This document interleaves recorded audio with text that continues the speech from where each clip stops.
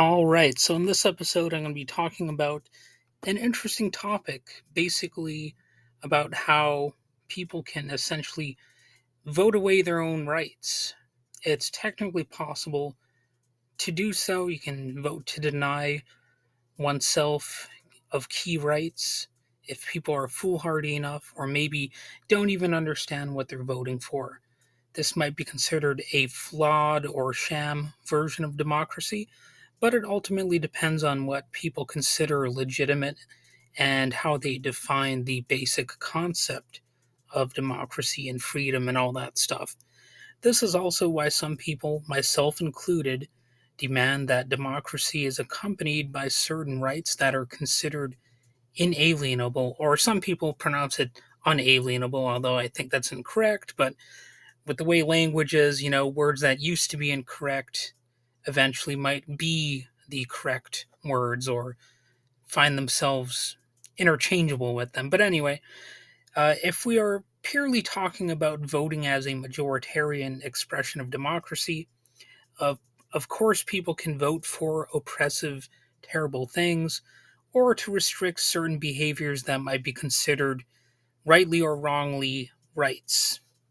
So I mention this partly because at a at a number of rallies, really, an orange clown said that he wants to get back into power and start making every executive branch employee fireable by the president. And gee, why would he want to do that? Well, you guessed it, he does not want critics to be around him. He wants to surround himself with sycophantic supporters who will take him at his every word and his every whim. And, if you're not going to bow down to him, then out you go. That's already a proven phenomenon in some authoritarian situations, including one that we have seen here in the United States. Some people would gladly vote for this clown. I even know some of them. Some people will look at the clown's words and say, but that's how, or that's not how democracy functions in a practical democracy where the president can't simply fire away any and all critics. And, they're right. That's something that shouldn't really happen in a democracy, but technically it could happen. There's a guy named Nate Hockman, however, at the National Review who disagrees. He actually wrote a piece called Why Not Allow the President to Fire Federal Employees.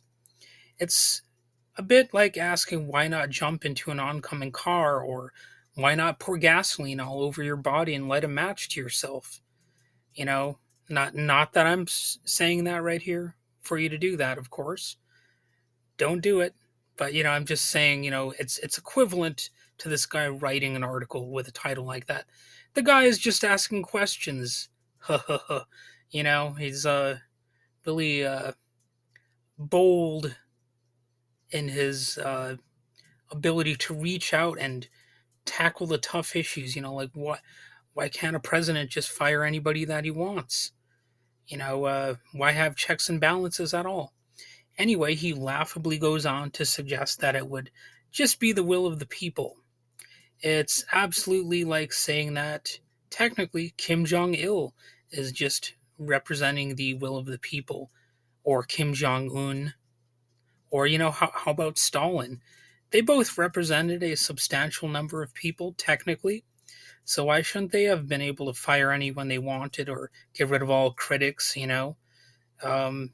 It's sort of a version of democracy in a vague totalitarian sense, in the sense that anything that has some support has some semblance of majoritarian democracy attached, even though, you know, by technical definition, it's basically the opposite. So keep in mind that Donald Trump once wanted to use the government to go after Saturday Night Live for making fun of him. So would he use the power to hire and fire wisely? F no. F no. I'm trying to avoid using F bombs because that's the way the internet is right now. Like people get really touchy about that over on YouTube and whatnot, but we all know we all know what would really happen if that situation came about, and he could fire any and all critics. Well, we would just have a totalitarian situation. But maybe I'm getting ahead of myself here. Let's look more at some meat and potatoes aspects of representative government and assess the actual complexities of our system, both good and bad, and examine why checks and balances to the president actually matter and why he or she shouldn't just be able to fire any and all critics. And yeah, in a standardly defined representative democracy, an elected government, which will be almost always comprised of at least one political party, holds power from election to election. In America's system, this party rule is often considered a two-party state or a duopoly rather than, a system that's broader than two parties. In fact, they work pretty hard to keep third parties out of the picture. And critics, rightly or wrongly, often say that two parties are too similar. And in practical terms, some countries have a one party state, even if they technically legally allow other parties to exist, but they may lack meaningful influence. And of course, that can get people all riled up. And then there's a demand for, different parties or, of course, different laws that will often emerge from those types of scenarios. Basically, the authoritarians end up getting too greedy. For the most part, the government enacts certain regulations and policy decisions in some form or another. Also, it seems any democracy worth talking about will have a constitution and recognition of some basic rights. So, let's take a look at some of those that we deal with over here and why issues are so difficult for people to finally solve. You know, the pesky issues that tend to plague American democracy, and why it's stupid to think that a president alone can or should single handedly decide every important issue, no matter how smart they claim to be, and no matter how much they surround themselves with empty headed, weak willed loyalists and sycophants. To date, in the US, there have been 27 significant amendments to the Constitution. So let's look at an issue related to one of those legal questions. One of the most common cited ones is the Second Amendment, which states, quote, a well-regulated militia being necessary to the security of a free state, the right of the people to keep and bear arms shall not be infringed. So it's a little bit outdated in the language used there. Even the sentence structure is a little bit confusing. I think they could have actually done a better job of, laying out the terms of that and just making it more grammatically flowing better, I suppose. So you also have to ask, who interprets that? Is it just the president? No. It is the government in general that debates what that means. And the US population has its own input, albeit in some admittedly limited ways, right? But there's still some ways. I guess that's one of the key points to make here. So, why is that so complicated? Is it just because the all knowing, all wise, loyalty demanding president hasn't had enough power to single handedly interpret it yet? No, it's because it's a complex issue.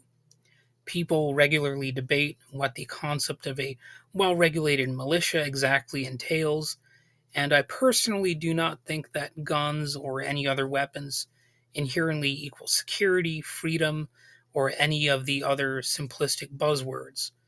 And, there are other people who would agree with me on that as well. So there's room for interpretation, room for disagreement, room for debate on what exactly the words mean.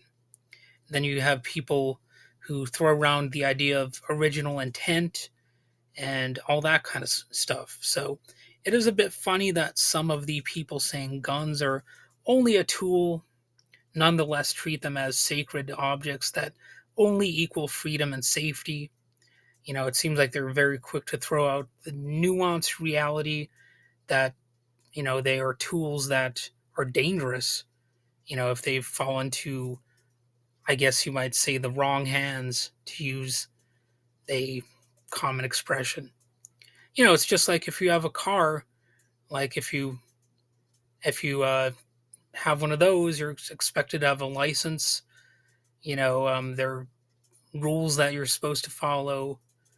Um, Seems like everybody agrees that there should be traffic rules of some kind. Well, that's very similar to the just general idea of conduct within society overall.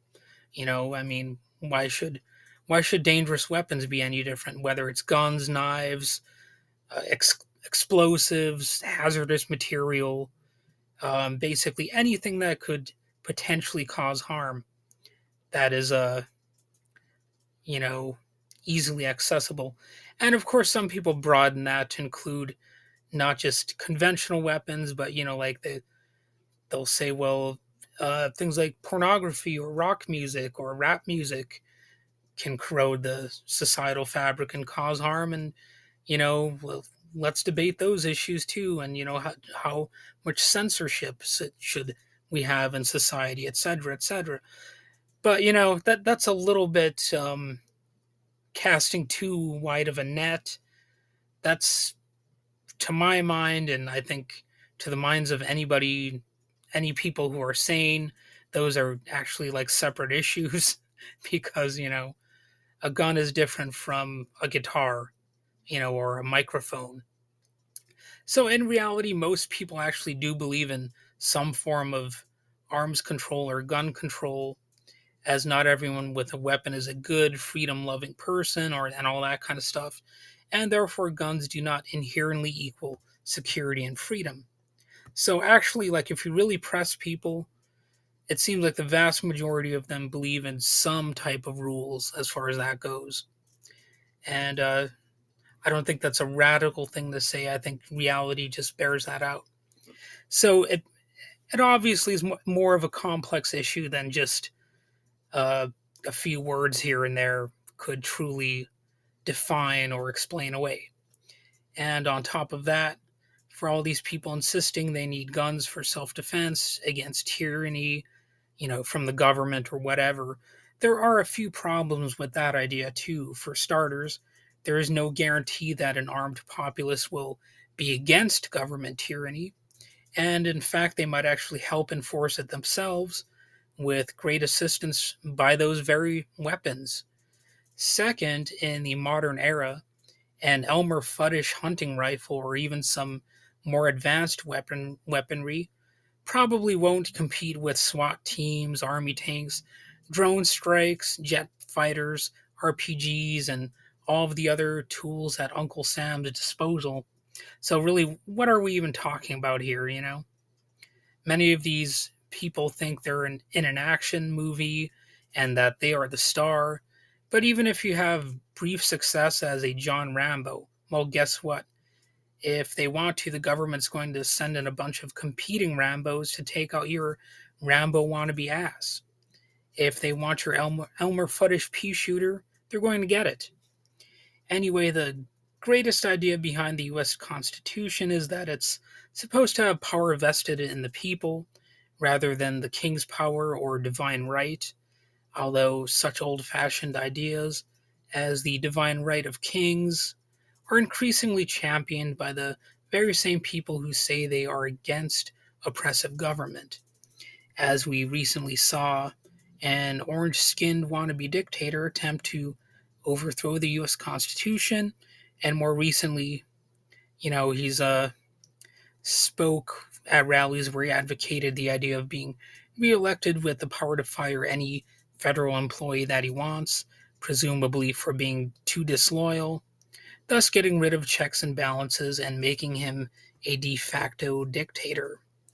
But Americans who took civics know that in US politics we have three branches of government: legislative, which makes laws, Congress comprised of the House of Representatives and the Senate. You got the executive that carries out laws. That's the president, vice president, cabinet, most federal agencies, and the judicial, which evaluates laws.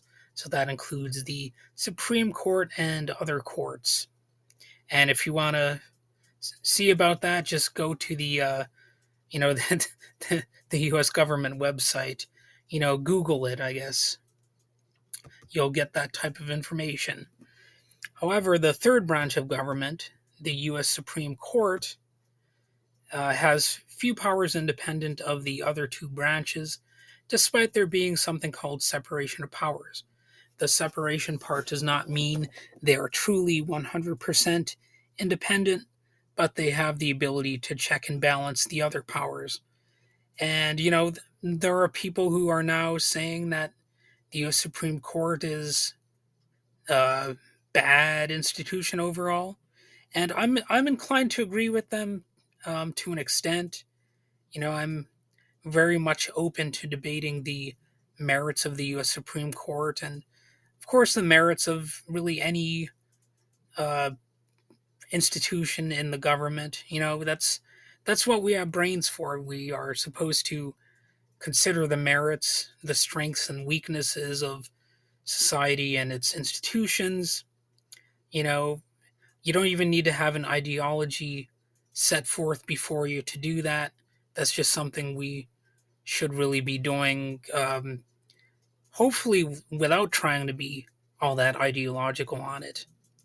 So, the U.S. Constitution does not give the U.S. Supreme Court vast power to declare rights that haven't already been established in other parts of government and is not empowered to amend the Constitution. But of course, it's a very messy thing. So there are instances where it seems like the Supreme Court has too much power, and it's undoing precedents that seem to have long been held. I'm sure some of you already know what some of those precedents are. I probably don't need to go into great detail on that. The Supreme Court rulings are typically granted a sense of finality unless they are undone through a constitutional amendment. However, if enough people suddenly lack faith in all of these checks and balances, which is what a certain orange clown seems to want so much, it could really become a free for all scenario, and the so called law and order concept that Republicans claim to love so much could go out the window, and democracy and the supposedly beloved U.S. Constitution would both join the dodo bird. You know? Basically, if we also break things down into sheer majoritarian terms, which is how so much of our democracy is narrowly defined, if the majority does not have rights, then practically no one has rights. And that's really one of the bottom line things here. Also, keep in mind that Thomas Jefferson, a man that conservatives will claim to care about, said on December 20th, 1787, a Bill of Rights is what the people are entitled to against every government on earth, general or particular, and what no just government should refuse. And if we start by accepting that a state could have been better off under this ruler, and therefore we should subvert the election and just rig it so he's back in, then you can pretty much also tear up the Bill of Rights and toss it around like so much phony decorative confetti. You really don't need a constitution or any checks and balances or any semblance of representative or direct democracy under that scenario. It's just let's make up the rules according to the whims of this supposedly great leader. Just give the orange tinted golf bag windbag his White House key and rides to self congratulatory rallies in Air Force One, or Air Farce One, you might call it. It's like a sports team that can never lose, a flag worshipping rally that never ends, and a president who can never admit that he's wrong. But I think we can and should do better, and hopefully we will. You know, it's unfortunately a bit of a toss up for 2024. And that's partly because the Democrats have dropped the ball for quite a few years, basically my entire life, in some key ways. But, we'll see how it pans out. And, you know, we'll see how many more indictments come along and all these court cases and whatnot. And we'll see what the youth voter turnout will be in 2024. It was a factor in 2022, but a lot remains to be seen yet. But anyway, that's all I have to say for the moment. And yeah, have a nice day.